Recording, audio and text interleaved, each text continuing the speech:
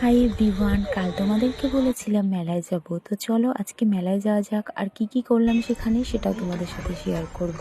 দেখতে পাচ্ছ অন্ধকার রাস্তা দিয়ে আমরা যাচ্ছি, তার মানে মাকে চলে এসেছি। আর মাকে এসেছিলাম আমি, মা, বোন, পিসি, পিসির মেয়ে, আমরা এই কজন। খুব তাড়াতাড়ি চলে এসেছিলাম, মানে পুরো ফাঁকা ফাঁকা ছিল। আর এখানে কিন্তু অনেক কিছু দোকান বসেছিল, দেখতে পাচ্ছ কসমেটিকের দোকান, পুতুল, খেলনা, তারপরে কাঠের দোকানও বসেছিল, খাবারের দোকানও বসেছিল অনেক। আমরা সমস্ত দোকান ঘুরে তারপরে খাবারের দিকটায় চলে এলাম।